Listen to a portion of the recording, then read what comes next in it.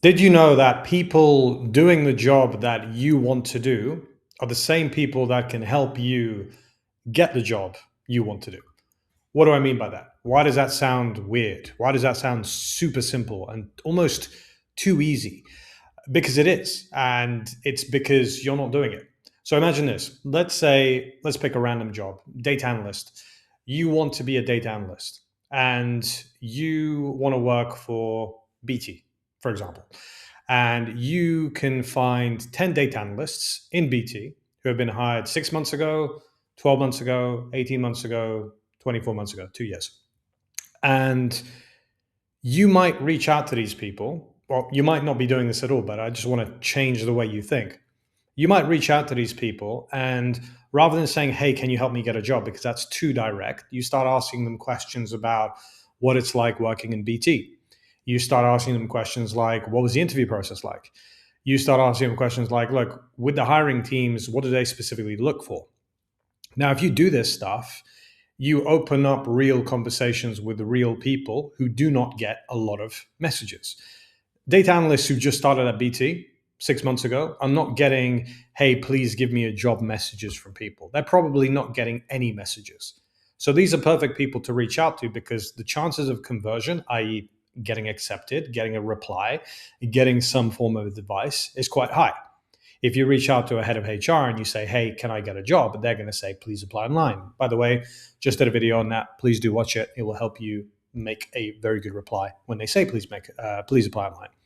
When it comes to people doing the job, they are more likely to respond. Whether they respond positively or negatively or not at all, that depends on the person. And I always recommend reaching out to more than one person. If you've got a target company, you can reach out to 10 people, 15 people, 20 people. If you're 20% successful with your conversion, 20 people, 20% is four people. Four people can give you some intel about the hiring process, about the interview process, about who the hiring manager is, what they look for, and they can give you a name. So back to this. You reach out to these data analysts, and then they give you real information you can use. A scenario I've had with one of my clients, they were looking for a particular type of job, and they reached out to just people doing that job, and they were able to map out the projects, what the company's company culture fit is like, what the company looks for when it comes to personality traits. Is career progression important? With some companies, it could be. Other companies just want you to do the job and that job for the next 24 months as a contract or 6 months, whatever it is. But they were able to map out what that company looks for. If you reach out to 20 people and they give you enough content to have a real conversation to know, okay, this is what these soft profile skills and attributes this company may be looking for, then you are armed with the knowledge to send better messages to the next group up, which are, in the data analyst case, senior data analysts.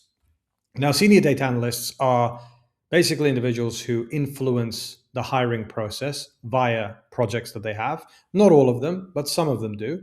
So if you've spoken to base level people, i.e., the job you want to do, see that as the base level. That could be a senior data analyst position, and you just reach out to the head of data after. But if it's a data analyst role, you reach out to data analysts, you ask questions about the hiring process, about projects, about all these details. Using that info, rather than sending the senior data analyst a message saying, "Hey, can I get a job?" you can start sharing the info that you have been able to get from the networking you've done with these people. So you can start to say, "Look, I understand your company culture fit is X. I understand the soft skills you look for are Y. I understand when it comes to this project, the key metric of success is Z." You have more context to A, get a better conversion from real decision makers or people that can connect you to real decision makers, but you also have a higher chance of getting a real meeting. Because in networking, you have three different things that can happen. You can get a meeting, you can get a recommendation, or you can get further intel. All three of these things are very important. In some cases, you might get all three. You might have a meeting with somebody, and they will then have a meeting with you. They're going to recommend you to somebody.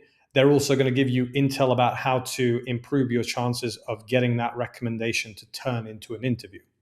but it's a contact sport.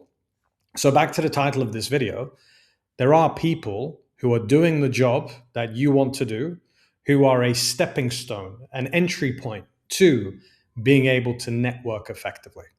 This is perfect for people who find themselves in a position which is like, I don't know how to network. If you've got an idea of the target company you want to join, let's say it's BT for this example, that's British Telecom for anybody in the UK. In the States, it could be a random other company, let's say Bank of America.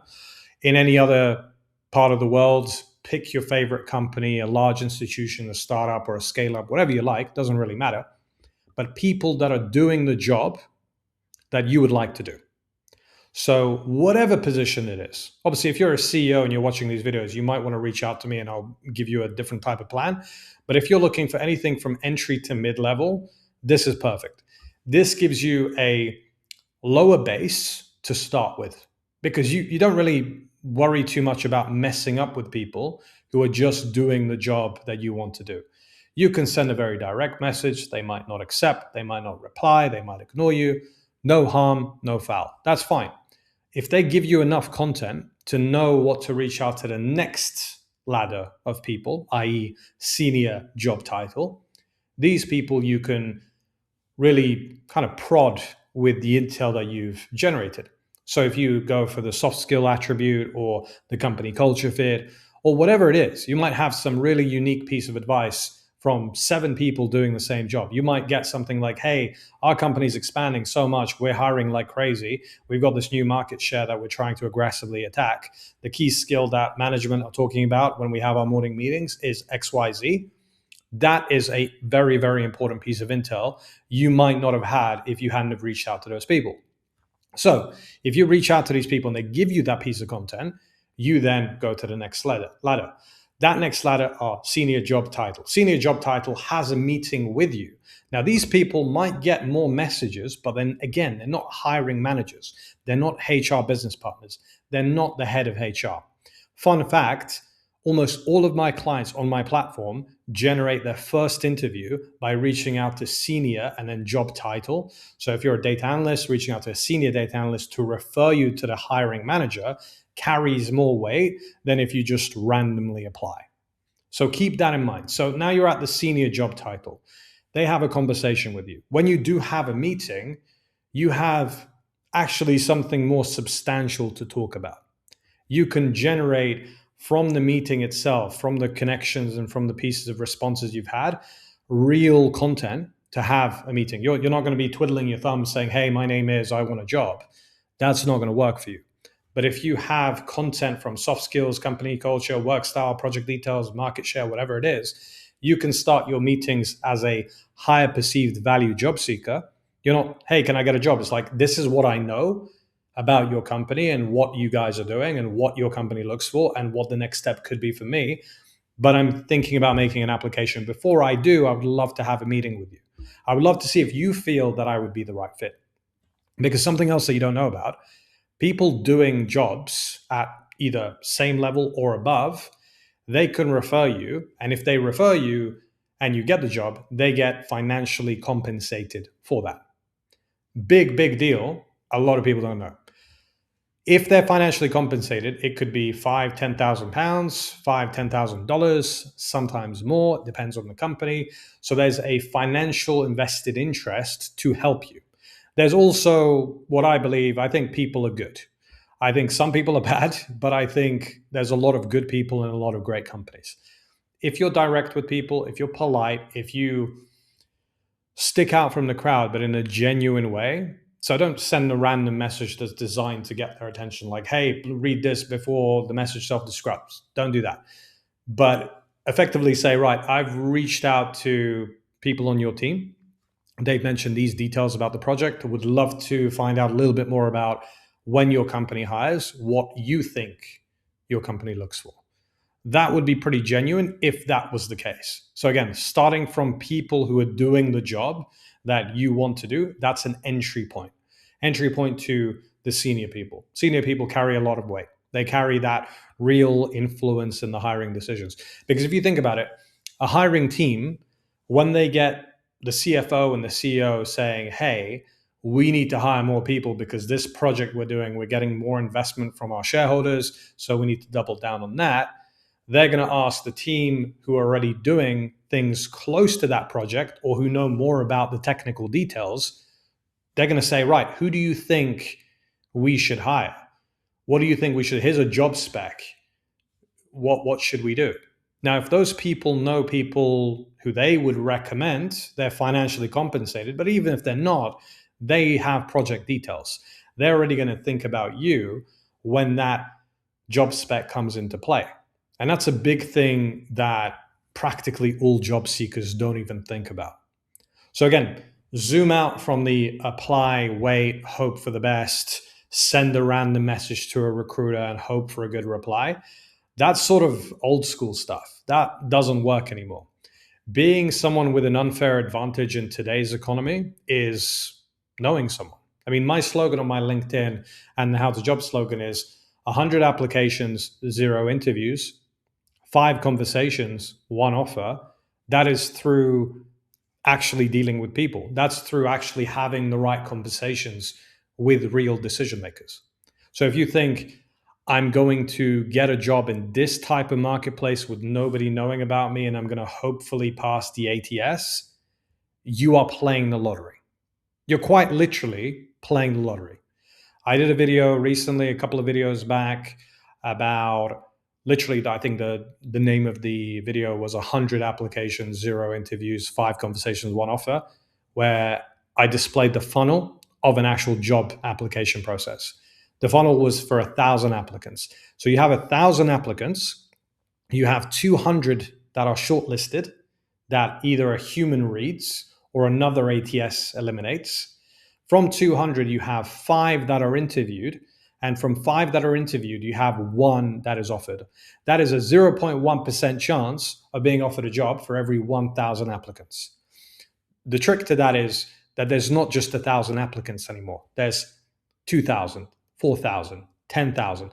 Bank of America in 2024 had an internship. They had 123,000 applicants for an internship. So just imagine the scale of the lottery you are playing. You are literally hoping for the best. So if you had to really balance what's going to work better for you, am I going to play the lottery every single day? You're literally gambling. And that doesn't really work out for anybody, unless it's the house, but that's a different story. So you're gambling to get a job, you're hoping for the best, and that's fine if it's not a priority. But I don't think you're watching these videos where I talk about this stuff if it's not a priority. You're probably hitting your head against the wall and you're really hoping to change your luck, no pun intended, on your job search. So rather than gambling, rather than hoping for the best, rather than, praying that you're going to get a job, you want to put the odds in your favor. Odds in your favor, it's a contact sport. It's literally, let's talk to people who work in the job that I want to work in, ask intelligent questions, get them to know that I exist, get info from them in a genuine, ethical way, use said info to get more connections, to then get more connections, to then get meetings, to then present myself in those meetings and then ask direct questions. Here's a good one that you can use when you have a meeting with someone. Can you help me make a formal application that results in an interview? If you get a yes to that question, you have an interview. It's so direct, it's so to the point, it's polite, it's not rude, but it's like someone's dream when they're busy. It's like, this person is going to ask me directly a good question, and if they say yes, they can help you. If they say no, they can't. But at least you want to put yourself in a position to be able to say that, right? So a senior person doing the job has a meeting with you. Can you help me make a formal application that results in an interview? Yes. Excellent. Who do you recommend? What's the next step? What do I do? They might literally say to you, well, I know the head of HR. I know the main decision maker for this particular job. And then before you know it, you have an interview with the main decision maker, and you might not have even applied. Quite literally, you haven't even used a resume in some cases.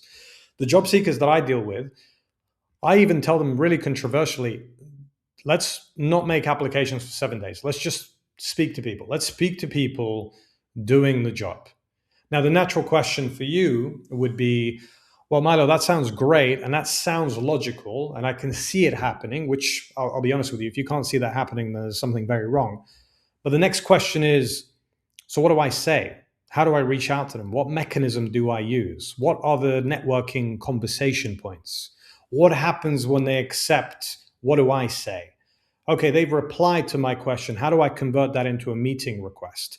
They've said no to a meeting request. How do I get a recommendation? These are all things that are too detailed for me to cover in a very short video. So you want to reach out to me. There's a link in the description. You can literally book a call with me and my team, and we'll run through exactly what you should say to these people. But follow me on this. So you have a conversation here with someone who can actually give you a meeting, who can recommend you, who can give you more intel to help you make a better application. What if they say, well, look, our company just doesn't entertain 2-page CVs, resumes. If you have a 2-page resume, we're just not going to read it. What if you literally get that and you have a 2-page resume? The amount of people, I've even seen people with 6-page resumes, 6 pages. ATSs eliminate more than 2 in most cases. Some ATSs will not even read more than 1 page. And there you are applying for 4 months with a 2-page resume and you haven't had a single interview and you're wondering why. And your plan, literally, if you're watching this video or not, I'm going to continue to do this for another 4 months and I hope for the best. And then it's like, are you surprised you're in this position? But it's also not your fault because nobody's here to tell you that. But I'm glad you're on this video because now I can tell you how to change your approach. Look, you have nothing to lose by thinking outside of the box. What are you going to do? Just do the same thing that you've done before? And even if it doesn't work for 7 days, you risk 7 days of 4, 5, 6 months of doing the same thing anyway, right? So change your approach. Contact sport. Speak to people. What's the worst that can happen? You get ignored. But I'm pretty sure you're used to that by now if you've been applying for more than 3 months.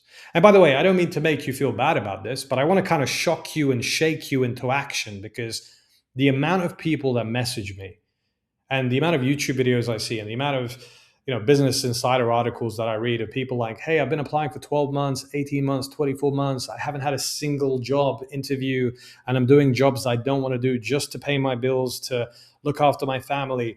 It breaks my heart, honestly, because these are very intelligent people who have spent a lot of time, money, blood, sweat, and tears to be in the technical position that they're in.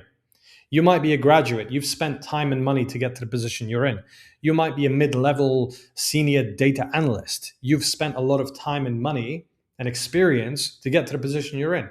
Why do you have to find yourself in a position now that you're questioning if you can pay your mortgage? You're questioning if you can take a holiday with the family.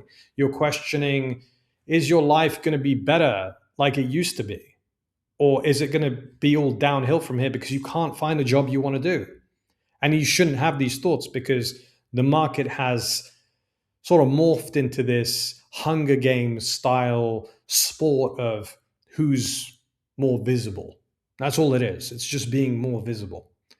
So like I said at the start of this video, being more visible literally means speaking to people who are doing the job. That's one of about 28 people that I can think of. And I'll be covering this in more of my videos. So if you like this content, if it's kind of changing the way you think about a job search, like and subscribe. Costs you nothing, means the world to me, helps me make more of these videos. But back to this point.